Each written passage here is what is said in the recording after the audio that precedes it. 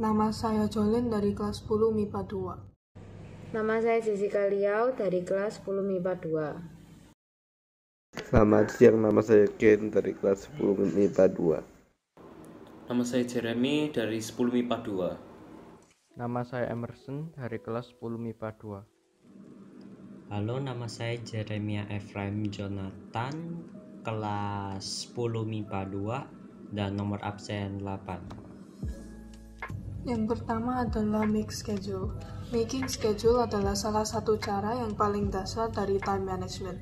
Dengan membuat jadwal, kita bisa mengetahui apa tugas dan lain-lain yang kita harus melakukan atau mengerjakan, dan tugas dan lain-lain yang sudah kita selesaikan. Oleh karena itu, pengelolaan waktu akan menjadi jauh lebih mudah. Ayat untuk pengelolaan waktu adalah Pengkhotbah 3 ayat 1. Untuk segala sesuatu ada masanya, untuk apapun di bawah langit ada waktunya. Cara untuk memanage waktu kita adalah dengan mengetahui prioritas dari pekerjaan yang akan kita lakukan. Hal itu dapat dilakukan dengan cara membuat tabel prioritas. Di kotak pertama adalah hal-hal yang penting dan urgent, maka kita harus mengerjakan hal tersebut sekarang dan sesegera mungkin. Di kotak kedua adalah hal yang tidak urgent tapi penting, maka kita harus planning kapan akan kita kerjakan dan lakukan selanjutnya setelah kotak pertama. Di kotak ketiga adalah hal yang tidak penting tapi urgent, maka hal di kotak yang ketiga harus dilakukan setelah kotak kedua selesai dilakukan. Yang terakhir, di kotak keempat adalah hal untuk yang tidak penting dan tidak urgent, maka kita bisa memilih untuk tidak melakukannya atau melakukannya di lain hari. Ingatlah, telah tertulis di Alkitab di Kolose 4 ayat 5. Hiduplah dengan penuh hikmat terhadap orang-orang luar. Pergunakanlah waktu yang ada. Tips berikutnya adalah tetap fokus. Meskipun kamu dilanda dengan berbagai tugas, maka fokus juga harus dilakukan. Jika kita sudah takut dan terpaksa melakukan segala tugas dan aktivitas, maka semakin kita tertekan sehingga kita bisa kehilangan fokus. Dengan begitu tugas kita tidak akan terselesaikan dan waktu kita akan terbuang sia-sia. Ayat Alkitabnya yaitu ada di 1 Tawarik 29 ayat 18. Ya Tuhan Allah Abraham, Ishak dan Israel, Bapa-bapa kami peliharalah untuk selama-lamanya kecenderungan hati umatmu yang demikian ini, dan tetaplah tunjukkan hati mereka kepadamu.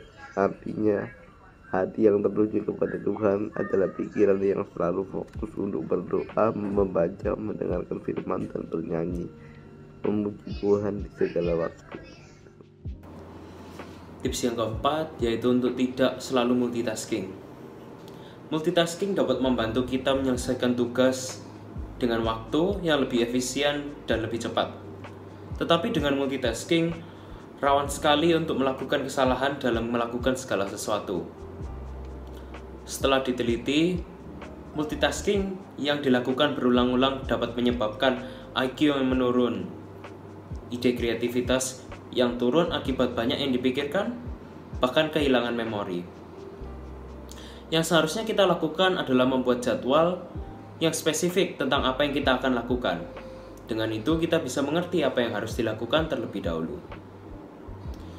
Tip ini berhubungan besar dengan ayat Kolose 3 ayat 23 yang mengatakan, apapun juga yang kamu perbuat, perbuatlah dengan segenap hatimu seperti untuk Tuhan dan bukan untuk manusia. Cara manage waktu kita yang kelima adalah disiplin.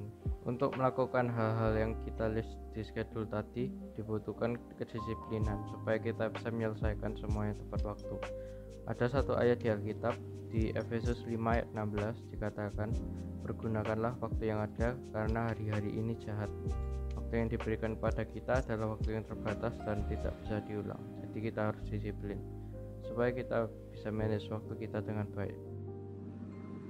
Tips yaitu berani mengambil keputusan, yaitu decision making terhadap tanggung jawab kita. Kenapa harus bisa mengambil keputusan? Karena ketika kita sulit mengambil keputusan, kita jadi bimbang, jadi kebingungan, jadi menghabiskan waktu di titik itu. Jadi tidak maju atau ke belakang, tidak bergerak sama sekali, justru tetap di titik yang sama. Oleh karena tersebut, kita harus memiliki decision making yang kuat sehingga dapat terus berjalan maju, dan tentu jangan melihat ke belakang, jangan mempunyai sebuah regret.